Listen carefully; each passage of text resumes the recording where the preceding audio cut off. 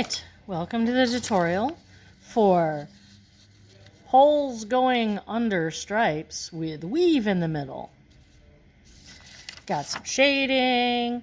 Now, this particular pattern might take a good amount of time, maybe a little bit more time than some of the others, but the thing about it is it covers a lot of real estate. It fills a good section of your project. So there's that. Okay, how to start? Well, what I'm going to do is I'm going to take my pencil and I'm going to draw a line lightly, because I'm going to erase it later, going down. And then about a finger width apart, I'm going to draw a parallel line to it. Is it perfectly straight? No. It kind of has the curve of my wrist. But you can make yours straight if you'd like. Now, then what you're going to do a little further apart than the first one, so that's like a finger width. Now do a thumb's width apart. It's about the same.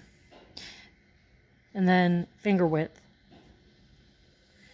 And then thumb's width. So it should be a little longer here, so I'm going to alternate. So this should be a little narrower.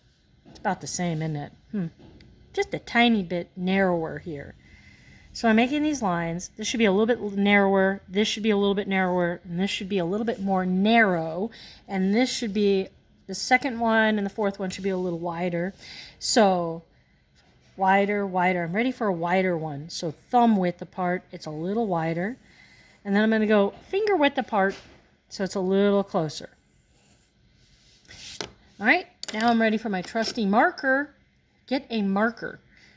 Don't do this in pencil, because after this step, we are going to erase the pencil, and you want to be able to erase right through it.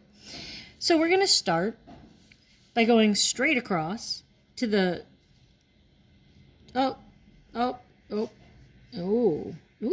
we go. Marker's going to work. All right, I'm going to go straight across. Sometimes these markers get abused by my students who press too hard. Don't be one of those students. They don't work so well after somebody abuses them. So now you're ready to do a curve up. So I'm going to go and make a curve going up and over and meeting on the other end. So it's going to meet right here directly across, but I'm going to make a curve that goes up and over and goes to that next line. Then I'm going to go straight, and I'm going to make another curve that goes up and down, and then I'm going to go straight across. Now I'm going to make a curve that's going to go up and down and meet straight across. So it's not going to meet down here or up here. It's going to meet straight across. So it's going to go up and down and meet right there. So now I'm going to go straight across. Guess what I'm going to do again? I'm going to go about a finger width apart and draw a straight line. Guess what I'm going to do next?